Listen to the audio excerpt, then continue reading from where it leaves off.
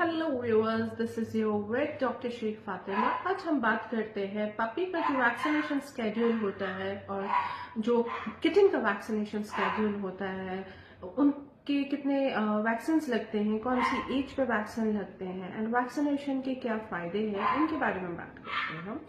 So talking about puppy के जो number of vaccine है, दे आर लाइक 8 वैक्सीन लगते हैं पपी के, जिनमें प्राइमरी जो होते हैं 4 होते हैं और बाकी जो होते हैं बूस्टर्स होते हैं।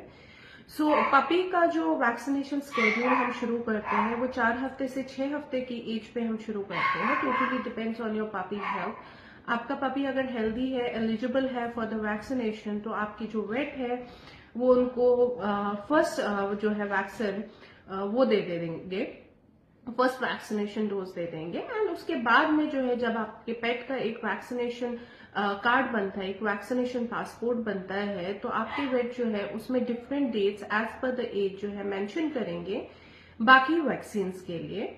Now talking about the kitten का थोड़ा डिफरेंट होता है vaccination schedule as compared to puppy. Kitten का जो सबसे पहला वैक्सीनेशन लगता है that's at the age of 2 months. 2 months पे किटन का जो है पहला वैक्सीन लगता है।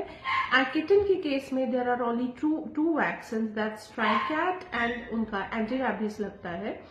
और जो प्राइमरी बूस्टर्स, जो प्राइमरी वैक्सीनेशन होते हैं, उनके और 2 बूस्टर्स लगते हैं at an interval of 28 days, or so the total number of vaccines in case of kitten are like 4.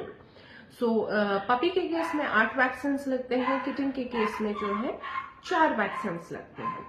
तो ये रहा पहले साल का जो वैक्सीनेशन स्केड्यूल होता है। वंस ये दोनों जब एडल्ट होते हैं, जो नेक्स्ट ईयर होता है इनकी लाइफ का, जो सेकेंड ईयर होता है एंड कमिंग ईयर जो होते हैं, तो in case of puppy 4 vaccine लगते हैं and in case of cat 2 vaccine लगते हैं एवरी ईयर। अब कभी यूजुअली एक मिथ होता है पेट पेरेंट का कि जो वैक्सीन होते हैं they prevent the pet parent from diseases, they prevent the dog from diseases.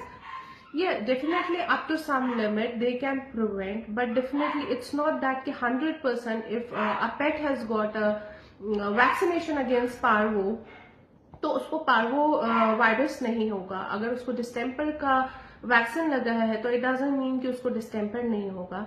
It just simply helps them, उनका सर्वाइवल रेट को बढ़ा देता है, बट टोटली जो है प्रिवेंट नहीं करता against diseases. It just increases their survival rate.